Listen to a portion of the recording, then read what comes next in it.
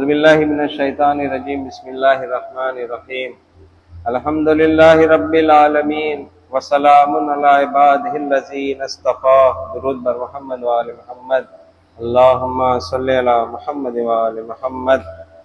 आज माह रमज़ान की 19 तारीख है, 1445 हिजरी,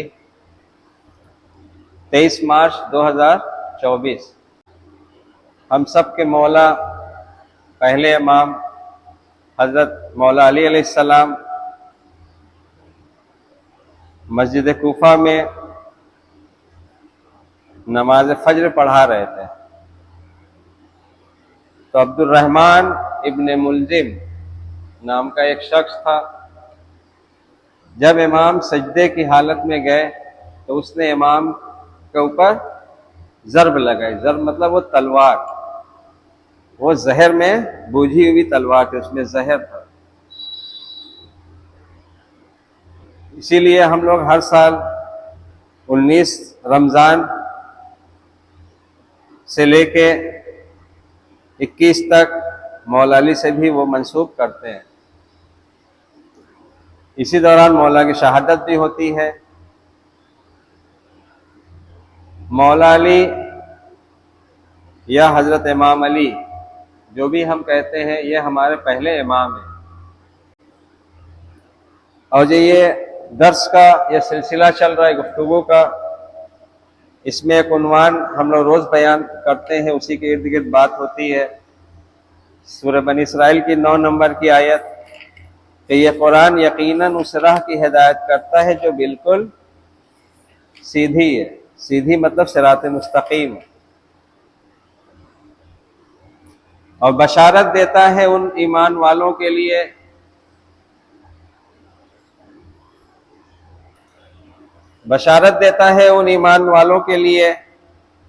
जो इसकी हिदायत को मानते हुए अमल सालेह अंजाम देते हैं, और उनके लिए खुशखबरी है। यानी कि ये कुरान जो हम लोगों के घर में मौजूद है, इसी कुरान की बात हो रही है।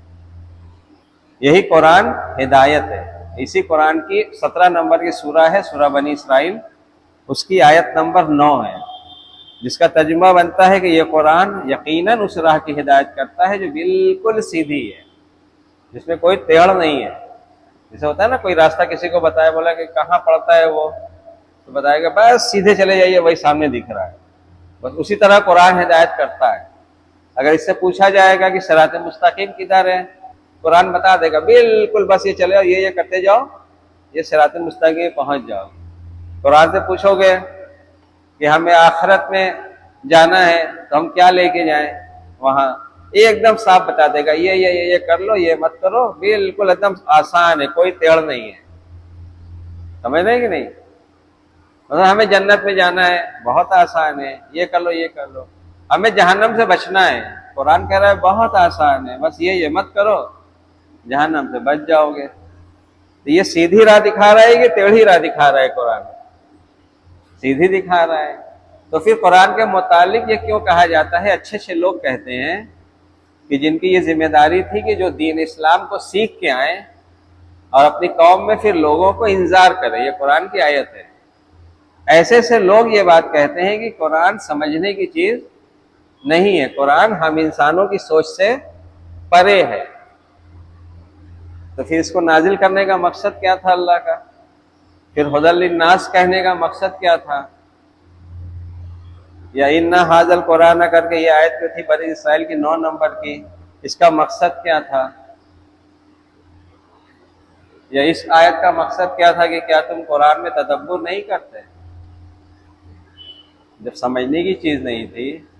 फिर सूरह बकरा की 185 नंबर की वो आयत, शहर रमजान लजी उनजिला फीहिल कुरान हुदल लिन्नास, जो इंसानों के लिए हिदायत है। तो आया जो मना कर रहा है कि ये हम लोगों के समझने की चीज नहीं है, हम लोग इसको नहीं समझ सकते हैं। या तो वो हमें इंसान नहीं समझ रहा है कि जैसे कुरान कह रहा है हुदल लिन्नास, इंसानों के लिए हिदायत है, या हो सकता है कि मुमकिन है कि वो हम लोगों को इंसान ही नहीं समझ रहा है, इसीलिए कह रहा है कि आप लोग के समझने की चीज नहीं है।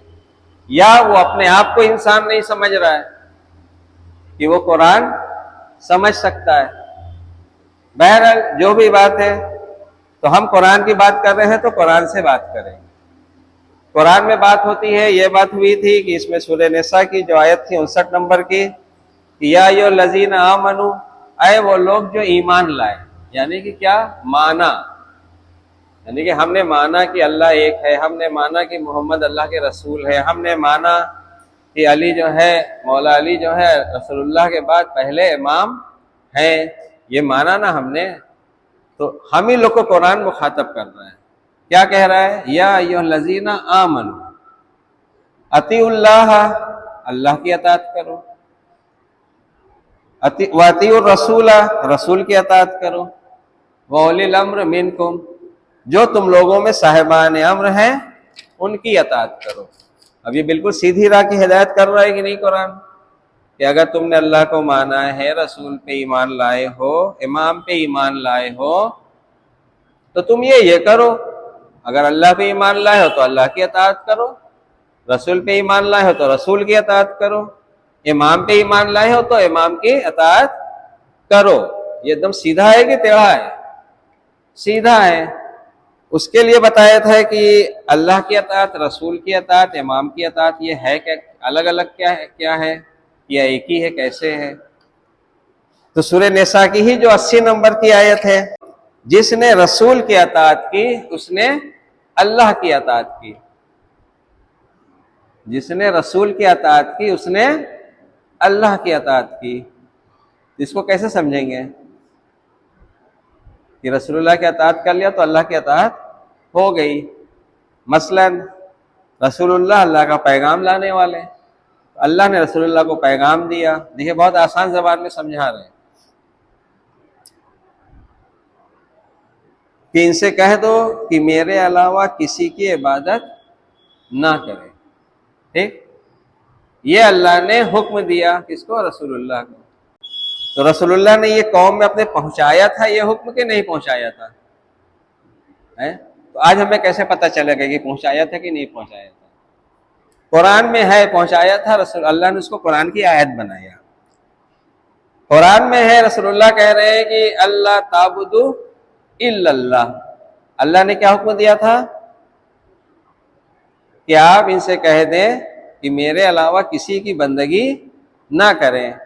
तो रसूलुल्लाह ने कैसे कहा कि अल्लाह ताबुदु इल्लल्लाह, सिवाय अल्लाह के किसी की इबादत ना करना। तो रसूलुल्लाह ने पैगाम पहुंचाया कि नहीं?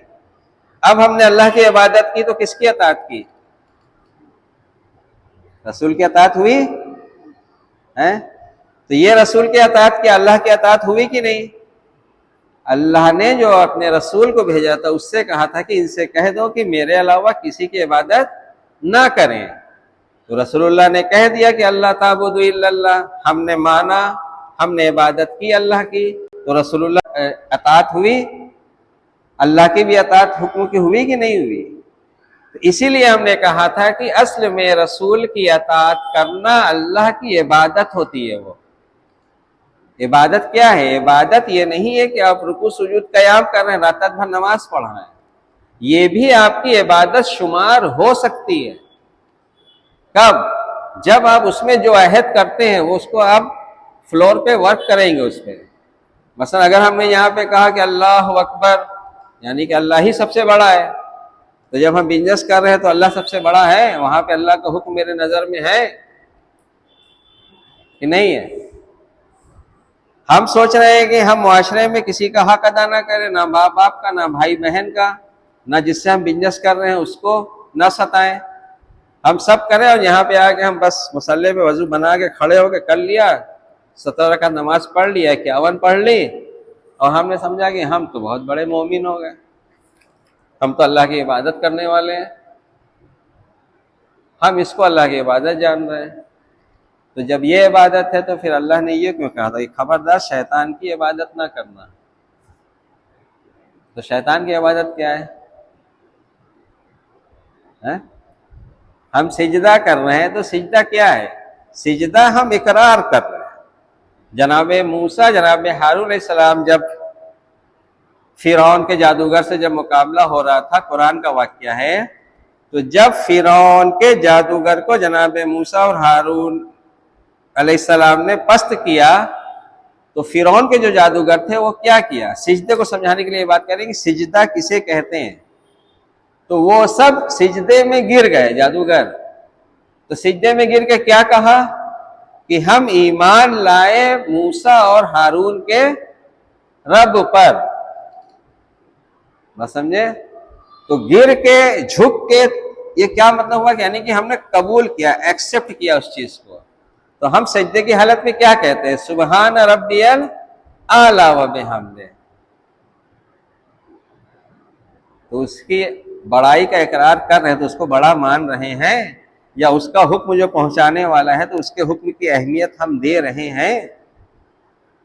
शैतान की इबादत ना करना और इबादत सिर्फ अल्लाह की करना, इसको समझ लें। ये अहद बंदगी है।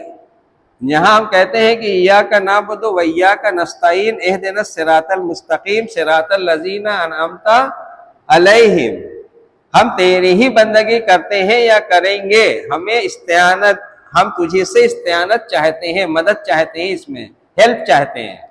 किस चीज में, तू हमें हिदायत फरमा सिराते मुस्तकीम की। फिर आगे भी वजाहत है, उनका रास्ता जिन पर तूने इनाम किया है। ठीक, तो अल्लाह की इबादत के लिए हमें हिदायत चाहिए सिराते मुस्तकीम की। ये उनका रास्ता है जिन पर अल्लाह ने इनाम किया है। अब इसमें कितना सवाल बना कि अल्लाह की इबादत क्या है, यही सवाल था। अब फिर सिराते मुस्तकीम क्या है, दूसरा सवाल। फिर वो लोग कौन है जिन पर अल्लाह ने इनाम किया है। बात समझ में आ रही है कि नहीं, इतना सवाल है कि नहीं। जब सवाल का जवाब मिलेगा तब ना बात समझ में आएगी। तो अल्लाह की इबादत समझ में आई कि अल्लाह के हुक्म की अताअत ही अल्लाह की इबादत है। अगर अल्लाह ने ये हुक्म दिया है रसूलुल्लाह से कि इनसे कह दो कि वालिदैन के साथ हुस्न सलूक करो, बात करो तो नर्म लहजे में करो, शानों को झुकाए रखो, उफ भी ना कहना। तब कहना कि परवरदिगार तो इन पर वैसे ही रहमत नाजिल कर जैसे इन्होंने बचपन में हमें पाला था। ये अल्लाह का हुक्म है वालिदैन के लिए। तो ये अगर बजा लाए तो अल्लाह की इबादत मैंने की, रसूलुल्लाह की अताअत मैंने की, शैतान की इबादत मैंने नहीं की। अगर इसका उल्टा किया या ये नहीं किया तो किसकी इबादत की, शैतान की इबादत की और इब्लीस की पैरवी की। ना सिंपल सा फंडा है। इहदिना सिरातल मुस्तकीम, इसके लिए बताया था कि सिरात मुस्तकीम की हिदायत फरमा रसूलुल्लाह की ज़बान सूरह अनाम की 151, 152, 153 नंबर। 151 नंबर में बात हुई, वहां से शुरू हुई कि इनसे कह दीजिए कि अल्लाह ने जो चीज़ तुम लोगों पर हराम की है और मैं तुम्हें बताता हूँ क्या हराम किया है, वो ये है कि उसके साथ किसी को शरीक ना करना, यानी कि उसी की इबादत करना, वालिदैन के साथ उसने सलूक करना, नाप तोल करना तो इंसाफ के साथ करना, अहद करना तो उसकी पास रखना, किसी को बेजा नुकसान ना पहुंचाना, रिश्तेदार को उनका हक देना। यानी कि जो जो अल्लाह का हुक्म कुरान में बयान है उसमें सब कुछ आ गया टोटल। यानी एक इंसान की जो सोशल लाइफ होती है, उस सोशल लाइफ में वो जिससे जिससे उसका सामना होगा, किससे होगा। हर इंसान का अपना एक दायरा होता है कि नहीं। हर इंसान का माँ बाप है तो माँ बाप रहेगा, भाई बहन है तो भाई बहन रहेगा, करीब का रिश्तेदार है तो वो रहेगा, चाचा फूफा खाला खालू, चचेरे भाई चचेरे बहन, पड़ोसी रिश्तेदार, जिससे बिजनेस कर रहे हैं वो सब वही ना रिश्ता रहेगा। इसी रिश्ते को अल्लाह के हुक्म के मुताबिक निभाना ही इस्लाम है, दीन इस्लाम। अल्लाह ने जो कानून बनाया है इसी का कानून बनाया। ये बात हम समझ लें तो बहुत बड़ी बात है, क्योंकि हम दीन को कुछ और समझ रहे हैं, हम अल्लाह की रजा कहीं और ढूंढ रहे हैं। हम माँ बाप को अजियत दे के, अपने रिश्तेदार को अजियत दे के, बहन को भाई बाप के तरके में हिस्सा ना दे के, पड़ोसी को सता के, भाई को सता के हम चले हैं अल्लाह को राजी करने के लिए। तो ये कॉन्सेप्ट गलत क्यों है, क्योंकि हमें अभी दीन इस्लाम की मारिफत ही नहीं है, इसलिए ये कॉन्सेप्ट है। दीन इस्लाम हम दूसरा जान रहे हैं, हम सोच रहे हैं कि ये सब अगर किया तो ये अलग काम है, लेकिन अल्लाह को राजी करने के लिए हम तो हज करने गए थे ना, तो अल्लाह राजी हो जाएगा। हम उम्रा करने गए, अल्लाह राजी हो गया। हम करबला गए, ज़ियारत किया, सामरा गए, ईरान गए, वहां गए, मशहद गए, सब जगह गए, इमाम की ज़ियारत कर लिया। तो इमाम की ज़ियारत कर लिया तो अब अल्लाह राजी नहीं होगा तो कब राजी होगा? हम तो रात में जो है नमाज शब भी पढ़ते हैं, तो क्या अल्लाह हमसे राजी नहीं रहेगा? ये जो कॉन्सेप्ट है ये बहुत खतरनाक कॉन्सेप्ट है। यही वो कॉन्सेप्ट है जो इंसान से तागूत की अताअत करवा देता है। यही सब चोला देख के इंसान समझता है कि ये इंसान बहुत मोतबर है, ये जो कहेगा बहुत हक कहेगा, हम उसकी पैरवी कर बैठते हैं। जबकि वो जानता है कि हमने बहन को तरके में, बाप के तरके में हिस्सा नहीं दिया है, तब भी हम उसको बहुत मोतबर जान रहे हैं। क्यों जान रहे हैं? क्योंकि मेरे उसमें जहन में जो दीन इस्लाम की शक्ल है, सूरत है, वो उसी तरह की है कि मुआशरे में तुम किसी का हक अदा करो या ना करो, तुम रात नमाज पढ़ो 5 टाइम, तुम हज करने जाओ, रोजा रखो, ये करो ये करो, ये किया ना, बस हो गया।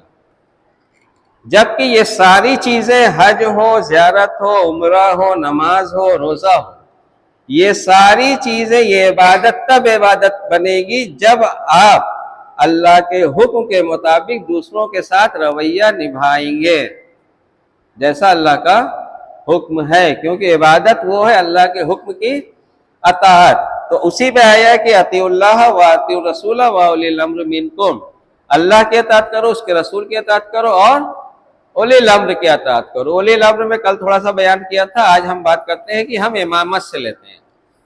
तो अल्लाह के रसूल की अताअत कर लिया तो अल्लाह की अताअत। इमाम कौन होता है? इमाम क्या कहता है, करता है? जैसे उलिल अम्र जो कुरान में है, बताया गया है, तो कुरान से ही पूछते हैं इमाम कौन होता है।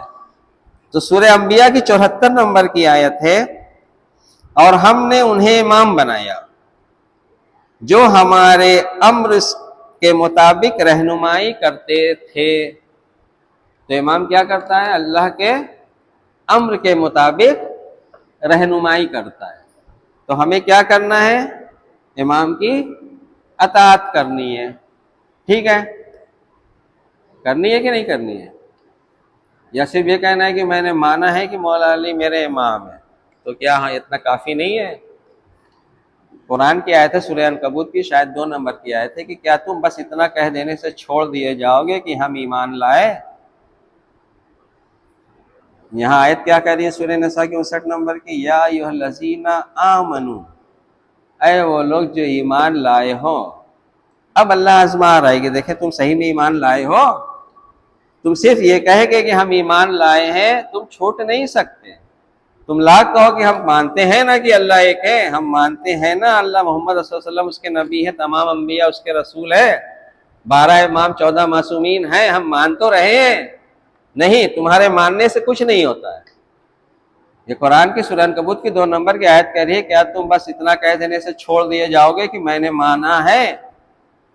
क्या अल्लाह आजमाएगा? नहीं। तो अब अल्लाह आजमा रहा है सूरह निसा की 59 नंबर की आयत के जरिए कि है वो लोग जो माने हो अल्लाह को, रसूल को और इमाम को, तो अताअत करो। ये मेरा जुमला नहीं है, कुरान की आयत है। अल्लाह की अताअत करो, अल्लाह के रसूल की अताअत करो और उलिल अम्र की अताअत करो। मेरा अपना जुमला, राय हम नहीं बयान कर रहे हैं। जैसे और लोग राय बयान करते हैं तो हम अपनी राय नहीं बयान कर रहे हैं। तो इमाम कौन होता है कुरान की नजर में? सूरह अंबिया की 73 नंबर की आयत के मुताबिक वो अल्लाह के अम्र से लोगों को हिदायत करता है। ठीक, एक हिदायत मौला अली की जो हमने कल थोड़ा सा बयान किया था, उस पर बयान कर देते हैं कि कुरान से तमस्सुक इख्तियार करो और उसके हराम को हराम समझो और उसके हलाल को हलाल समझो। उसमें कहो करके कि कुरान से तमस्सुक इख्तियार करो और जो उसका हलाल है उसे हलाल कहो, जो उसका हराम है उसे हराम कहो। वालिदैन के साथ हुस्न सलूक हराम है कि हलाल है कुरान के मुताबिक? सूरह अंबिया की जो सूरह अनाम की जो 151 नंबर की आयत है, वो शुरू ही यहां से हो रही है क्या रसूल इनसे कह दो कि आओ मैं तुम्हें वो बात बताऊं जो तुम लोगों पर अल्लाह ने हराम करार दी है। वो ये है कि उसके साथ किसी को शरीक करो। तो हमने कहा था यहाँ हम हुक्म से लेंगे कि उसके हुक्म में शरीक करो, क्योंकि इब्लीस ने अल्लाह के हुक्म में शरीक किया था। ठीक है, तो अल्लाह ने कहा था कि देखो उसकी अताअत मत करना, तुम्हारी जो पैरवी करेगा तो समेत जन्नत में जहन्नम में डाल दूंगा। तो अल्लाह का हुक्म क्या है कि वालिदैन के साथ हुस्ने सुलूक करो। ठीक है, अगर हमने नहीं किया तो ये हराम की हलाल। मौला अली क्या कह रहे हैं कि कुरान जो इसका कुरान का जो हलाल है उसे हलाल जानो, और जो इसका हराम है उसे हराम जानो। तो वालिदैन के साथ हुस्ने सुलूक करना हलाल है कि हराम है? हलाल है। अगर नहीं किया हुस्ने सुलूक जैसा कुरान में अल्लाह का हुक्म है तो ये हराम है। ठीक है, और अल्लाह जब इमाम को भेजता है तो हमें क्या करना है कि इमाम की अताअत करनी है। इमाम अल्लाह के अम्र से हिदायत करता है। तो अल्लाह का अम्र क्या है? कुरान में अल्लाह का अम्र ही तो बयान किया गया है। जैसा हमने कहा था कि हम इमाम की अताअत करेंगे तो अलग से क्या है? रसूलुल्लाह दो चीज दे के गए हैं कि कुरान और अहले बैत, तो क्या दोनों अलग अलग चीज है? तो इसका हमने कल मिसाल दी थी, और बहुत अच्छी मिसाल हमें खुद लगी बाद में, कि रसूलुल्लाह ने असल में एक इंतजाम किया है, क़यामत तक कोई गुमराह नहीं हो गए। वो इंतजाम ये किया है कि एक रास्ता है, उसकी मंजिल है जन्नत, ठीक, या आखिरत कह लीजिए, और एक हाँकने वाले को दे दिया है, और एक वो किताब दे दिया है जो रास्ता बताती है सिराते मुस्तकीम का। कुरान ये काम करेगी कि वो हिदायत करेगी तुम्हें क्या करना है, क्या नहीं करना है, क्या हराम है, क्या कुरान का हराम हलाल। ये ध्यान रखिएगा, हमारे मुआशरे में और किताबों में बाप पर हुस्ने सलूक ना करना हराम नहीं है, कुरान में हराम है। और मौला अली कह रहे हैं कि कुरान के हराम को हराम जानो, कुरान के हलाल को हलाल जानो। बाप के मरने के बाद अगर बहन को तरके में हिस्सा नहीं दिया बाप के, तो ये हराम है कुरान की नजर में। हमने बिजनेस किया किसी से, माल पैसा तय किया, ये हम अपनी बात नहीं बता रहे, सब वही अल्लाह का हुक्म है। जिसको अल्लाह का हुक्म समझना हो आसान जबान में, यूट्यूब पर तो बाइबल में भी जो 10 कमांडमेंट्स हैं उन्हीं को सर्च करके देख ले कि 10 अल्लाह का हुक्म। तो बाइबल में, ज़बूर में, इंजील में जहां जहां है वो आ जाएगा 10 अल्लाह का हुक्म, और वही 10 अल्लाह का हुक्म इस कुरान में भी है। वो 10 अल्लाह का हुक्म वो सोसाइटी ही बनाने के लिए है कि तुम्हें वो कानून कैसा बनाना है। अब हम बिजनेस किसी से कर रहे हैं तो ये सोसाइटी का हिस्सा है ना। अब मिसाल के तौर पर हम कोई माल किसी से खरीदा 100 रुपये का, हमने सोचा इसको 110 में बेच देंगे, हमें 10 में प्रॉफिट हो जाएगा। हम गए गद्दी में लेके, उसने बताया 115, हमने कहा नहीं 110 में लेंगे, तो हमने कहा ठीक है 110 में तय। जब पेमेंट बोले कि 2 महीने बाद देंगे, हम 2 महीने बाद पेमेंट लेने हैं 2 महीने बाद, तो कह रहे कि 90 रुपये से ज्यादा हम नहीं दे पाएंगे। हमें क्यों भाई, आपने तो तय किया था 110 रुपया। नहीं नहीं, इसमें का तो हमें मिल रहा है 90 रुपये का। तो अब हम कहाँ गए? हमने तो जिससे लिया था तो 100 का ले चुके हैं, हमने तो इंतजाम करके उसको पैसा भी दे दिया है। आप कह रहे हैं कि हम अब 90 का लेंगे, तो हम कहाँ गए? ये क्या हलाल है कुरान की नजर में? जो मौला अली कह रहे हैं कि कुरान ने जिसको हराम कहा है उसको हराम जानो, जिसको हलाल जाना किया है उसको हलाल जानो। तो तय करके अहद को तोड़ना, तिजारत में दूसरे को नुकसान पहुंचाना कुरान की नजर में ये हराम है या हलाल? हराम है। तो मौला अली की हमें अताअत करनी है या नहीं करनी है? क्योंकि इमाम होता ही वही है जो अल्लाह के अम्र से लोगों को हिदायत करता है। अब मौला अली ने कहा कि कुरान ने जो हराम कहा है उसे हराम कहो, इसका हलाल को हलाल जानो, कुरान से मुतमस्सिक रहो, इससे तमस्सुक बनाए रखो। तो अब रसूलुल्लाह भी कह रहे हैं कि कुरान से तमस्सुक रखो, मौला अली खुद भी कह रहे हैं कुरान से तमस्सुक रखो। और हदीस सकलैन में 2 चीज थी, एक तो अल्लाह की किताब कुरान और एक अहले बैत। मौला अली पहली फर्ज अहले बैत की। जब मौला अली का दौर आया तो ये खुद भी कह रहे हैं कि जो कुरान से तमस्सुक रखो। या मौला ये क्या? यानी कि जो अल्लाह का हुक्म वाज़े बयान है वो कुरान ही में है। 152 नंबर की आयत के बाद 153 नंबर की आयत जो सूरह नाम की थी, विवान्ना हाज़ा सिराती मुस्तकीमा फत्तबिऊहु, और यही मेरा सिराते मुस्तकीम है, लिहाजा उसी की इत्तिबा करो। ये रसूलुल्लाह की ज़बानी है। इसके पहले वही अल्लाह का हुक्म बयान है, वालिदैन से लेके अहद पैमान तक का। ये हम देखिए रोज बार बार इसलिए बयान कर रहे हैं कि ये बात बहुत बड़ी है, लेकिन इसको हम इतना छोटा समझ रहे हैं कि हमारा जहन अभी तक इस पे बैठ नहीं रहा है। हम खोल के बात कहते हैं कि मसलन ये सब अल्लाह का हुक्म अगर हम नहीं भी अंजाम दे रहे हैं तब भी हम अल्लाह को राजी कर लेंगे।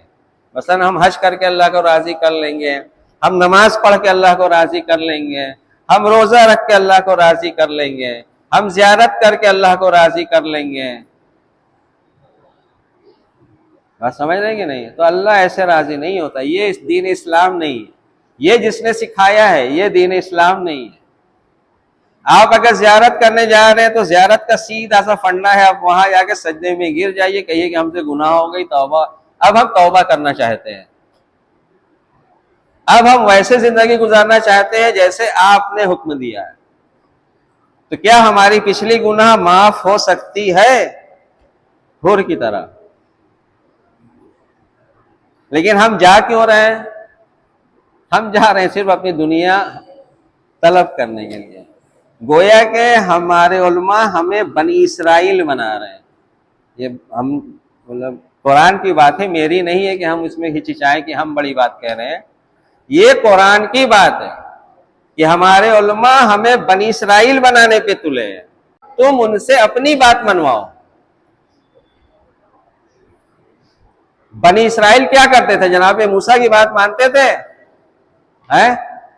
और बनी इसराइल जनाब मूसा से क्या कहते थे कि अल्लाह से कहो कि हमारे लिए गाजर उतारे, अल्लाह से कहो कि ककड़ी उतारे, अल्लाह से कहो कि ये उतारे। उधर से फिरौन आता था, कहता था कि मूसा अपने अल्लाह से हमारे लिए दुआ करवा दो तो हम बनी इसराइल को तुम्हारे साथ भेज देंगे। कह फिरौन के जनाब मूसा के पास कि अल्लाह से ये वाला काम निकलवा दो तो हम बनी इसराइल को तुम्हारे साथ कर देंगे। तो सब लोग तो अपना अपना काम जनाब मूसा से निकलवा रहे हो। जनाब मूसा की बात कहाँ कोई सुन रहा था? तभी तो जनाब मूसा को कहना पड़ा, कुरान की आयत है कि तुम लोग खूब जानते हो कि मैं अल्लाह का रसूल हूं, तो मुझे क्यों अजियत दे रहे हो? ये बनी इसराइल से कहा है जनाब मूसा ने। यानी कि जो ये कुरान की आयत सूरह निसा की कह रही है कि अल्लाह की अताअत करो, अल्लाह के रसूल की अताअत करो, तो बनी इसराइल जनाब मूसा की अताअत नहीं करते थे, उनसे सिर्फ अपनी फरमाइश लगाते थे। तो हमारे उलमा हमसे क्या करवा रहे हैं? अपनी फरमाइशी लगवाने का तो हुक्म दिलवा रहे हैं कि ये फरमाइश जो करोगे तुम्हारी पूरी हो जाएगी। तो गोया हमें वो बनी इसराइल बना रहे हैं। और इमाम कह रहे हैं कि कुरान से मुतमस्सिक रहो। कुरान कह रहा है कि इमाम तुम्हारा वही होता है जो मेरे हुक्म से तुम्हारी रहनुमाई करता है, उसकी अताअत करो। तो अल्लाह से दुआ करते हैं कि परवरदिगार हम सबको इमाम की अताअत करने की तौफीक अता फरमाए। व आखिरु दावाना अल्हम्दुलिल्लाहि रब्बिल आलमीन। दुरूद बर मुहम्मद व आले मुहम्मद। अल्लाहुम्मा